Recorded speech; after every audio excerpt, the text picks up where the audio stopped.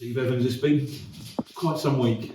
Oh, it's been marvellous, hasn't it? I think there's always going to be shocks in the FA Cup. There's always going to be Premier League clubs that succumb to lower league opposition, but very unlikely that's normally at the home ground of the Premier League club. So, and to go to an iconic club like Villa, we said it before the game. I think we went there and listen, we've done enough to win a cup tie, and it's the boys will have that in their memory banks forever.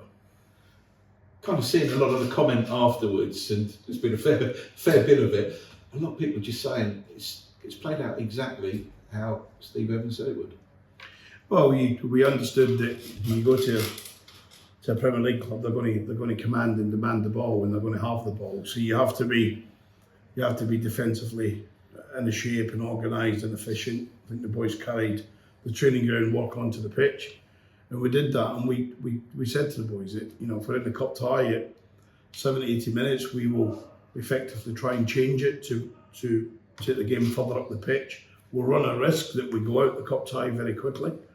But that risk worked for us, so it was risk versus reward, and in our case we got rewarded, and I'm so pleased for the group because they've been fantastic since the start of the season. I thought the other good thing was our fitness levels. I think we looked a fitter side in the last 10 minutes, and that's incredible considering that the echelons that Aston Villa are.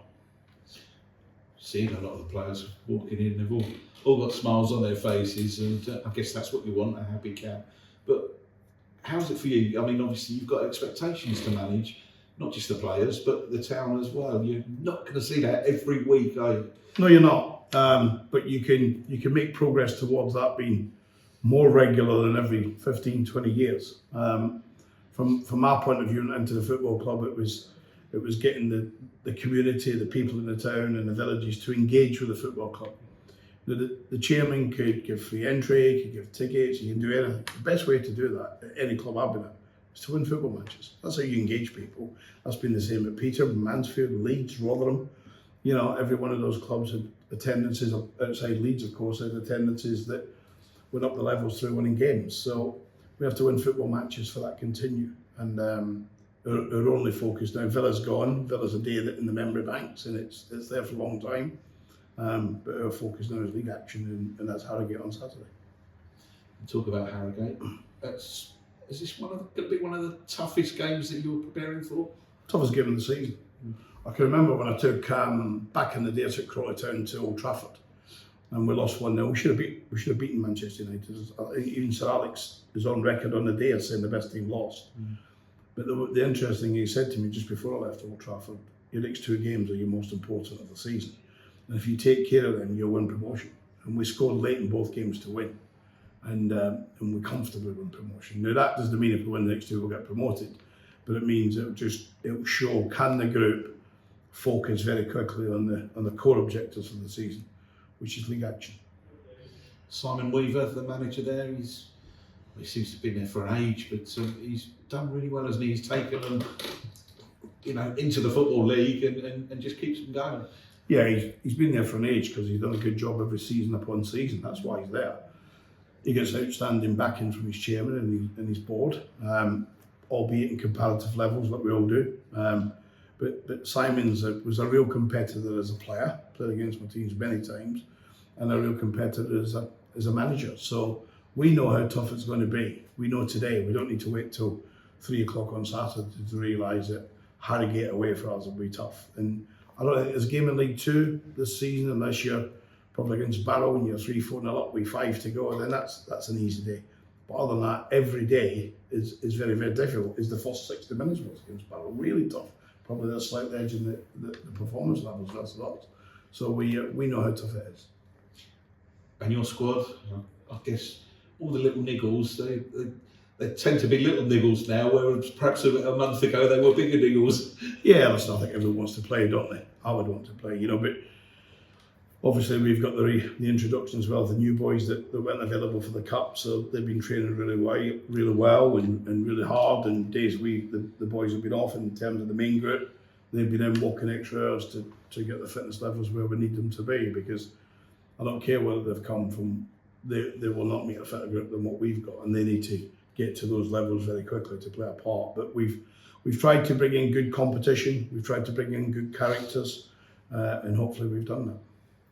And how are they looking? Are they likely to feature Saturday? Yeah, they'll be on the coach for sure, going off tomorrow. So, Jake Foster-Caskey and Darrell Hoggins, played against my teams many times. I didn't like them when they played against me. and you need to look at Foster-Caskey, who was a substitute here when Charlton beat us. He was the one player that came on and, for me, changed the game. As we were in a dominant stage, he came on and got on the ball and played it around and hurt us a lot bit. And Darrell Hoggins always been a real threat to my teams at Wycombe. And so from that point of view, we've added to the group wisely, but they need to come and they need to earn here the right to be in the team. It's not about me or Paul or the staff here thinking, we'll bring them in because they're good players. When they walk in the building, they need to demonstrate here that they should play. Just finally, Steve, obviously last week you signed a contract extension as well. So people might look at that two ways. One is the club are just safeguarding their own assets, or the other is you're committing yourself.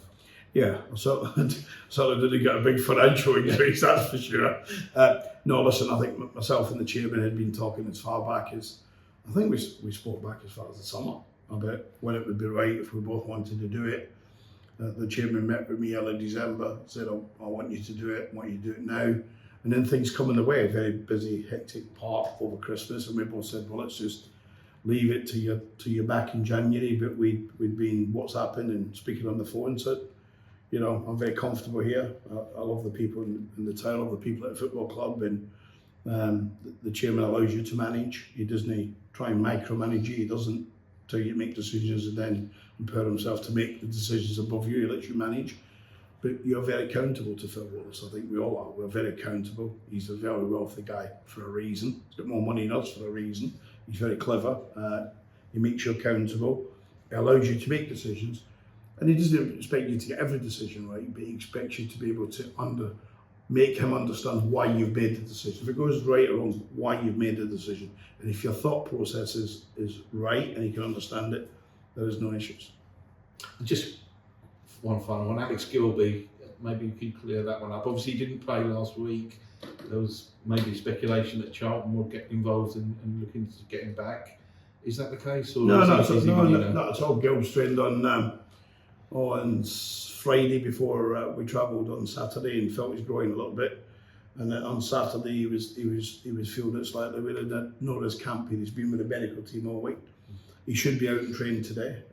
If he's not, he would miss the weekend. He's got to train 2 proper days for us to assess he's right. And I can't say we missed Alex Gilby on Sunday because Jake Taylor came in and did a brilliant job. Brilliant, and it was almost seamless transition between those two. So, but Alex Gilby I can assure you, was on the bench, was in the dressing room, and I thought, you got a sore groin where you're dancing, I'm not so sure you do. But so Alex is not Alex, that period now for Charlton to recall Alex is expired, so he's here.